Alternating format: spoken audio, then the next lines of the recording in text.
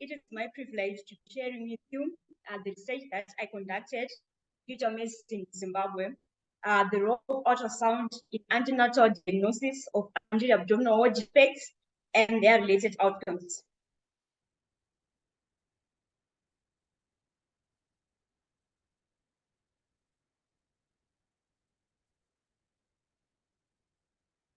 Sorry for that. So basically, anterior abdominal wall defects is defects that are characterized by the herniation of abdominal organs, and these include but not limited to gastroschisis and omphalocele. These anterior abdominal wall defects primarily impact children in low-income settings. This was according to Narang et al. 2019. Studies on the usefulness of ultrasound in the prognosis of anterior abdominal wall defects have produced encouraging findings when compared to those identified after birth. Moving on to the justification of the research, there was no local data on the antenatal diagnosis of the anterior abdominal wall defects and their related outcomes. Then we move on to the aim and the objectives of the study. The aim was to describe the ultrasound features and prenatal and postnatal outcomes of fetuses that were diagnosed with anterior abdominal wall defects. The first objective was to determine the ultrasound findings of antenatally diagnosed anterior abdominal wall defects and to determine the outcomes of all babies that were prenatally diagnosed with anterior abdominal wall defects. By babies, mean that we're looking for the outcomes up to infant level, that is 1 year. Then we move on to the methodology of the study. The study was a retrospective cross-sectional descriptive study which saw the researcher collecting case notes of prenatally diagnosed anterior abdominal wall defects from Salim Mugabe and Paranyatwa group of hospital fetal medicine units. This was for the period of 2020 to 2022. The researcher used sensor sampling, and by this sampling method, the researcher made sure that she included all the defects that were identified during that period. And this resulted in 21 participants being part of the study. Data collection sheets were used to collect data on sonographic features and outcomes of anterior abdominal wall defects. Then we move on to the results section. So basically, this pie chart shows the distribution of anterior abdominal wall defects. It is the combined chart for there were a few cases of anterior abdominal wall defects. So in blue here is 30%, which constituted non-isolated omphalocele, and non-isolated omphalocele, this is omphalocele that exists with some other defect, for example, maybe having cardiac defects or skeletal defects. And this was followed by isolated omphalocele, 29%, and this exists only as omphalocele, and followed by gastroschisis in gray, 9% Goldstock anomaly, and equal percentages of penalogy of control and bladder extrophy. Then we move on to the association of anterior abdominal wall defects with fetal growth restriction. So these were for gastroschisis and omphalocele. So omphalocele was seen to be having main features is being affected with fetal growth restriction, seen by this 10, the number of fetuses, and only 2 for gastroschisis fetuses. And this table here shows the anterior abdominal wall defects and their relation to other defects. So from this table, it can be seen that omphalocele is the anterior abdominal wall defects that is mainly affected by other defects.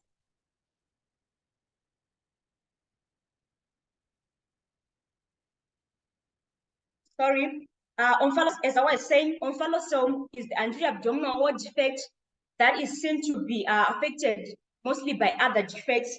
In particular, cardiac defects were really affecting the omphalocele fetuses, and also skeletal defects were affecting them.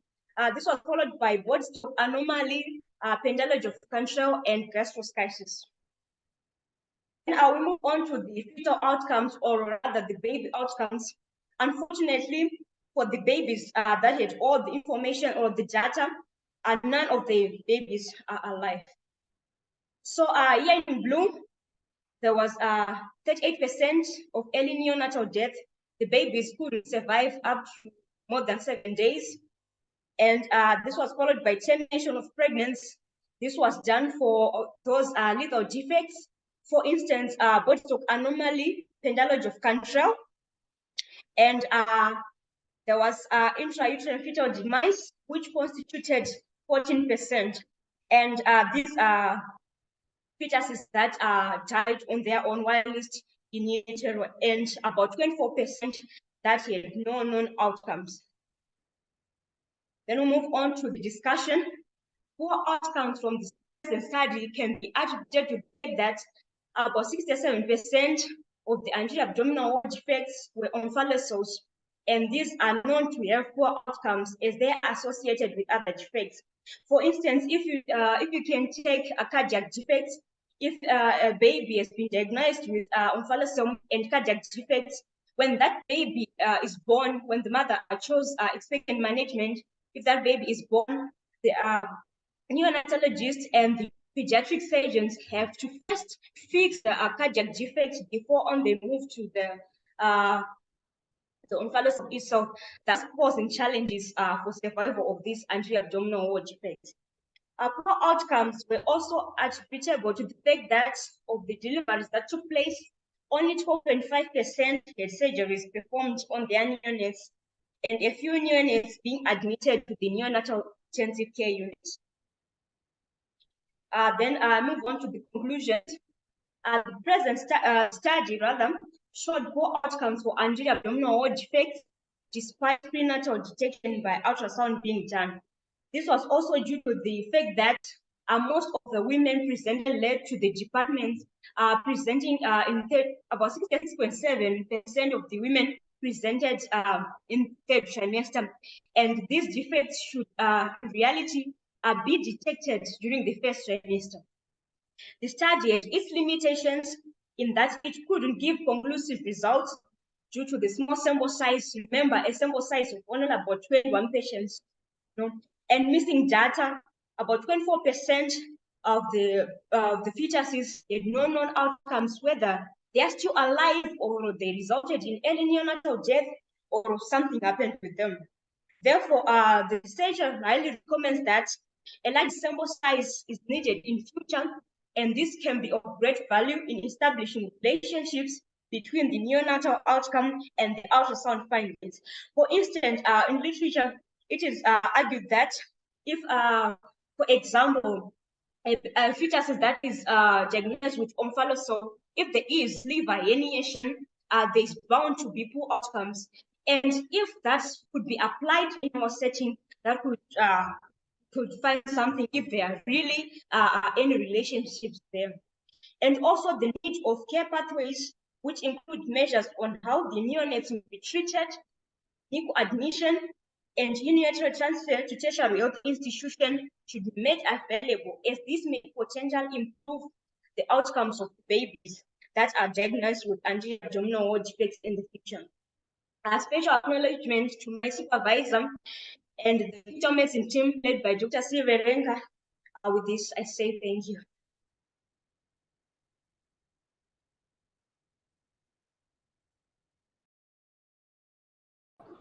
Thank you so much, Nyasha. So we all heard from the work that has been done by these young individuals and young colleagues. And to me, I'm really impressed that we even have a 23-year-old doing so much for the in the profession, which means that we will have you for a long time and you're going to do a lot of great things. Can I ask if anyone has a contribution? Kindly contribute on or a question, not necessarily a contribution.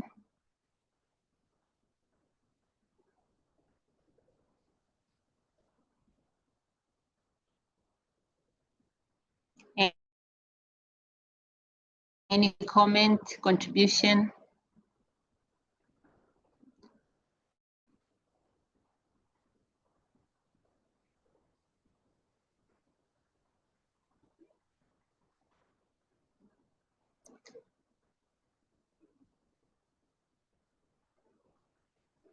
And I'm looking at I, Doc. Professor Nicolau is raising his hand. Oh, okay. Professor Nicolau, kindly please, you can talk. Let me mute myself. Thank you, Dr. Marina. And I did actually raise my hand earlier, but you didn't see me. I'm sorry, Prof. You forgot how I look since you left my department.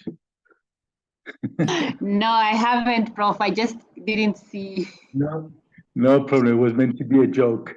My question is for Dr. Darare or Mr. Darare about the, in fact, for my apologies, Dr. Shidungo, about the spina bifida repairs.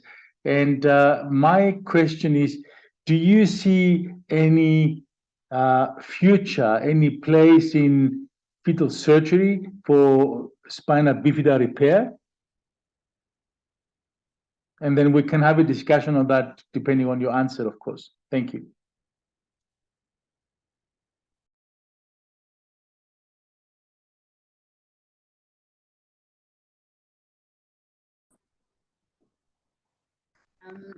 Are you ready for the answer, or should I take the next question from Dr. Femi Olomedi? Okay. Dr. Femi Olomedi, can we kindly ask the next question, please? Yeah. My question really is to the speaker on polygram, idiopathic polygram. Sorry, I missed that one presentation, so I didn't know if you actually mentioned it or discussed it. Now, on what basis did you come about the diagnosis of idiopathic? Did you evaluate the structural abnormalities, or it was solely based on structural abnormalities absent, before you made it polygram?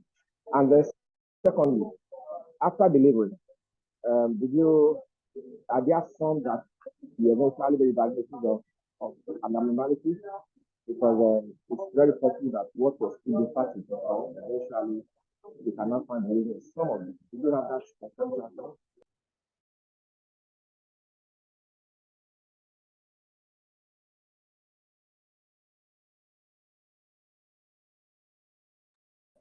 I think we didn't hear Dr. Femi. Okay, I'm seeing no more raised hands.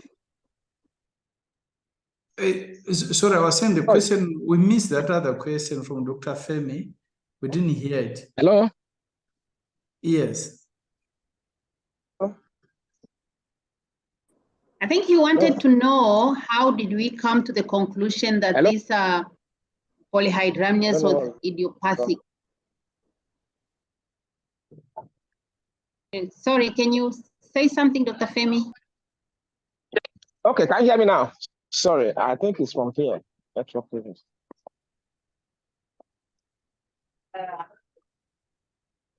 Yes, we can hear you, Dr. Femi. Can you repeat the question, please? Yes, the first, my question really is for the presenter on idiopathic polyhydramnios. Right, I was trying to find out whether I missed that aspect of the presentation. Was there any, did you base your idiopathic diagnosis strictly on the absence of structural abnormalities, or there are some other evaluations you did, genetic, infection screening, that before you now label them as idiopathic? That's number one. Number two is that after delivery, they do have cause to pick up any abnormality in cases that you had thought were idiopathic before. As it has been known that there could be some abnormalities in some of them that you pick up after delivery. Did you have that experience? Thank you.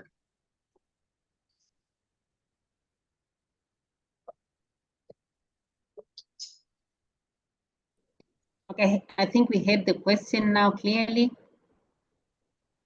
And can we respond?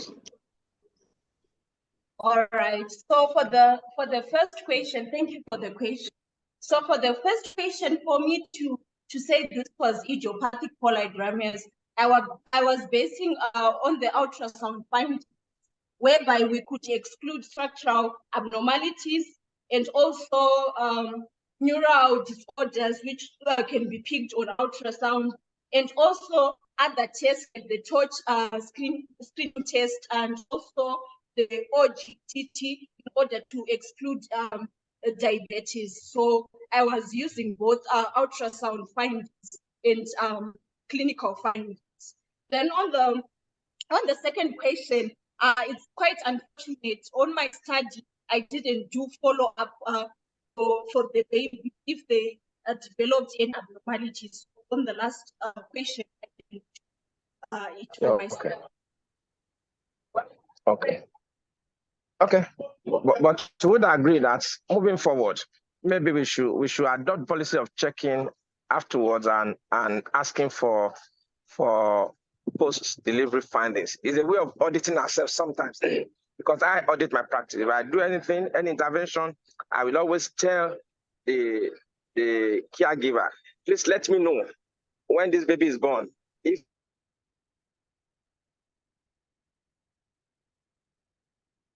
what we said was actually correct. Thank you. Thank you, Dr. Femi. I think that is correct. We should always check after delivery and see if we missed something. For the first question from Professor Iliko.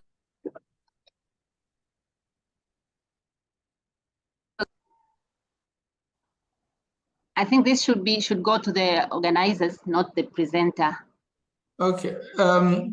So sorry, Doctor, just come in and maybe put more input on the polar abdominis case. I think the researcher probably, since she just over summarized everything, what she did was she called all the women whose babies had polar abdominis to check on the babies and so forth. So the short to medium term outcome was checked on all the babies that she presented on idiopathic. So in terms of the short to medium term income, none of the babies it's hidden showed any problems, including things like tracheoesophageal fistulas.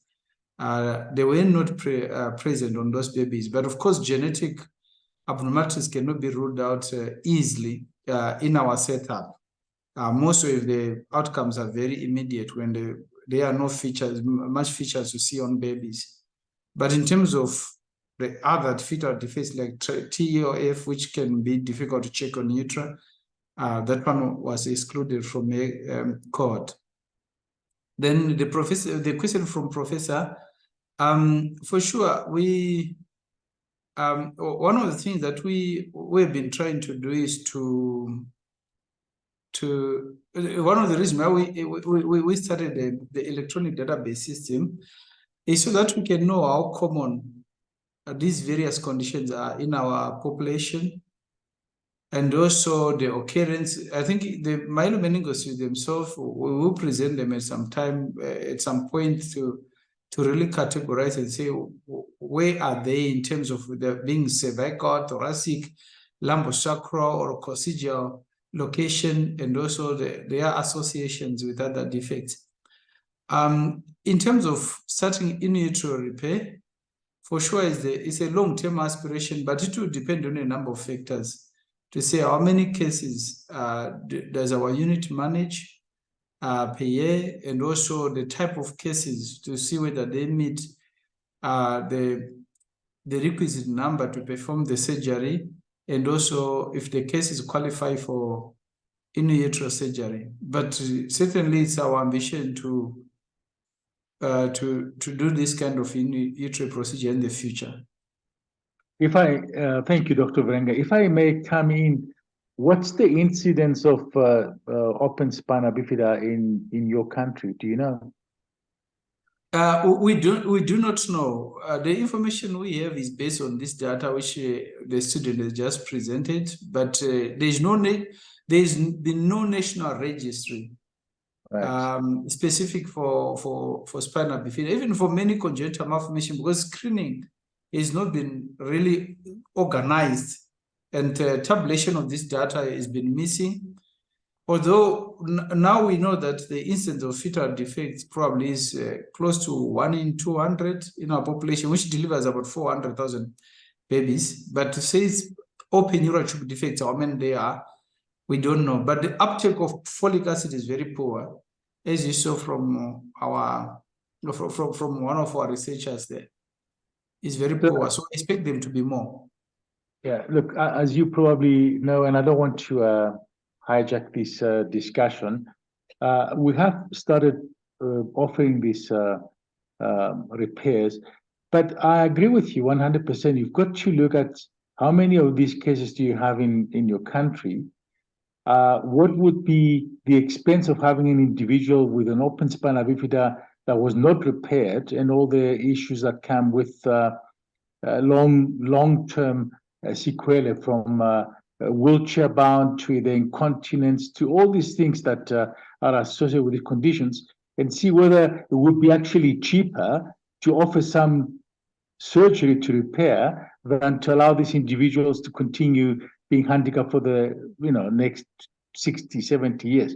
But yes, first things come first. I think one will have to have solid numbers as to what is the incidence of that condition in the country and whether these would justify this.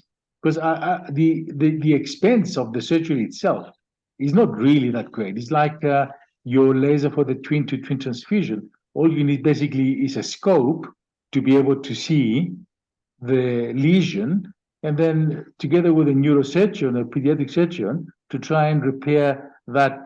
It's time consuming, but in terms of expenses, it's a once-off, basically acquiring of a pedoscope that you can use for your lasers, for your fetal surgery, everything. So actually, it would make financial sense to do that.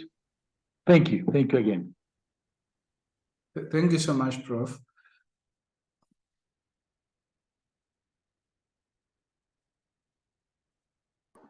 Okay, thank you, Prof. It is also bringing to my mind that it is in platforms like this that we can know if we have enough number of clients. We can, if we know that in Zimbabwe they're doing fetal surgeries, or in South Africa they're doing fetal surgeries, those who can afford can also be referred there. And it doesn't have to be from the same country. I think it can also come from the rest of Africa. There is a question in the Q&A. Said Araji is asking, is in idiopathic polyhydramnias, can we conclude that we have idiopathic polyhydramnias, or do we have to do karyotyping for all? Can I get an answer from the presenter?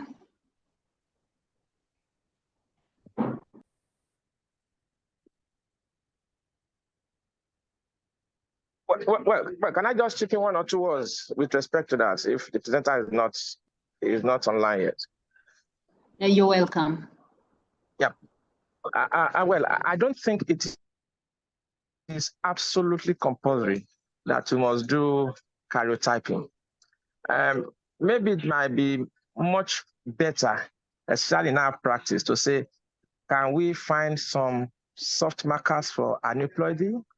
And there are some of those soft markers that can be present, really, if we look out for them, right? And when we see any of these soft markers, then we might begin to be compelled to go ahead and request for full karyotyping, which you can actually do. You can get a rapid, which you can do now a bit faster than before. So I therefore will not suggest that for every idiopathic resurgent karyotyping. It takes time, it costs money, but simpler thing would be check for soft markers, to my mind, and when you see or anything that's suggestive of aneuploidy, and when you don't see them, well, maybe it may be reasonable to just proceed. But at the end of the day, but cancel the parents very well. That these are the things we have done. These are the limitations, so that they get to know that if eventually it turns out to be a fetal with aneuploidy, they will understand. But most of them will likely not be if we excluded those soft markers. That's what I think, but I don't know the opinion of others. Maybe I would come into. All right. So yeah, adding on to what was just being said on. Yeah, we can even base using ultrasound soft markers, looking at the setup or at the population which comes at this fetal medicine unit, most of them they can't afford. So basically, we can base the ultrasound markers because most of our people are in Zimbabwe, and those who come at this fetal medicine unit, most of them they can't afford. So if we work with the soft markers, we can. Maybe to just come in and say, probably, I'm not sure how others are practicing in the private sector, but even in the private sector where people can afford, if we check the baby properly and there is no major defect, there is no soft marker, what we have is just mild polydramnios. And we've done the OGTT, we've ruled out diabetes, and we've also done the torch, we've ruled out any infections. The yield from karyotype is going to be very low. To say you are going to find a chromosomal defect because you've done an amnio on mild polydramnios. So we don't even routinely offer amnio in the private sector. I don't know others if they do, and what is the yield? Let's say if you test 100 women, how many of them will we find with a defect? So that is our basis, but maybe it's good to hear the opinion of others.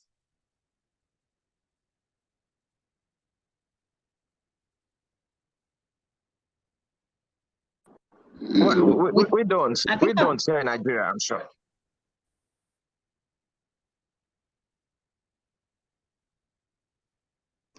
Okay, Prof. Nicolaou, I can see your hand is up. You're welcome. Thank you, Madam Chair. I think we need to agree here because we're sending a message out to the whole of the continent that it will have to be dependent on the skill of the sonographer. If the sonographer is a fetal medicine specialist with good experience, we can safely say if there are no markers and it's just an isolated polyhydramnios, probably it is safe not to offer karyotyping. However, as I said, depending on the level of the expertise at hand. If a sonographer is not really that comfortable or that clued up, I think the safe thing to do is, among other things, the OGTT, as you mentioned, but also perhaps consider karyotyping. As I said, expertise will have to decide this.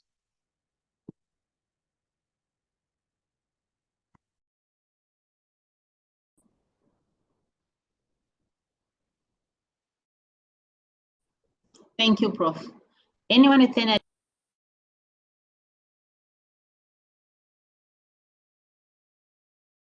Dr. Femi Olomede? Dr. Femi, I can see your hand is up. I completely agree with, yes, I completely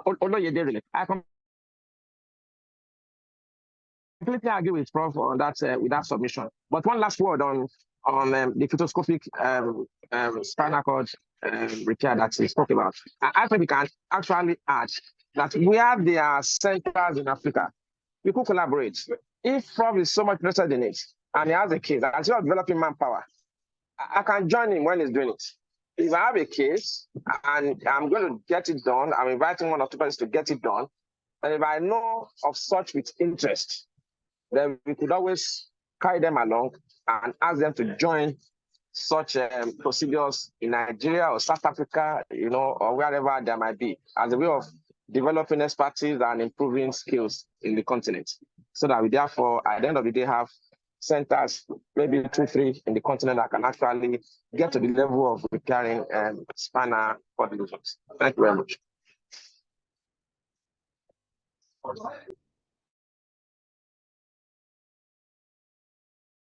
Thank you, Dr. Sarandi. I can see your hands up. Thank you so much, Dr. Marina. I just wanted to comment on an earlier point. I thought you were closing. There is an earlier question that was asked, which I wanted to give an input. Maybe it could help in other regions as well. I think it's the issue to do with the radiologists to say how can we co-work together, the radiologists, so that they don't feel like we are threatening their career. How we introduced fetal medicine in Zimbabwe is that we made it very clear that fetal medicine is not equal to sonography. We made people to understand that we go beyond ultrasound. To say, okay, ultrasound scan probably is a tool that we use to pregnancy risk assess, but there is the issue of pregnancy management, the pregnancy counseling, and also the issue of formulating a care plan for the pregnancy, which most of these issues are probably beyond beyond sonography. So that our unit is open, we do take students from radiography, sonography. I think you saw that we actually work with sonographers. Some of our colleagues who chaired here, especially sonographers. We also recently, because our university started a radiologist training program, we are now also taking radiologist students to come and do their module on obstetric ultrasound scan with us. It is through this integration of the service that they do understand their limitation, so that even experienced radiologists, they now refer cases to us. Because they now know that we offer more than just picking up a diagnosis. So it is the approach which I think we need to make it clear that fetal medicine is not just sonography, it's not just saying there is gastroschisis. There's more, there's need to understand the natural history of the condition, the outcomes, because all this package of information is required by the couple that we have scanned. So this kind of approach does help in terms of easing the tensions and also collaboration, because besides, fetal medicine is not going to scan everyone. Our aim in our country is to make sure that every woman is scanned by whoever can scan but is adequately trained, from midwives to radiographers, sonographers, radiologists. We actually champion that every pregnant woman should have a standard scanned by an adequately trained person, irrespective of who they are. And if there are problems, eventually they all have to come through fetal medicine for their care plan. So this is how we tackle that issue. I hope it may help where there are issues like this. Thank you. Thank you so much, because I faced the same thing when I came back from South Africa and I asked for a machine for fetal medicine. I was called by the head of department and I was put on a hot chair as to what do I have to add. So I think this is also helping me understand my situation and how to deal with it.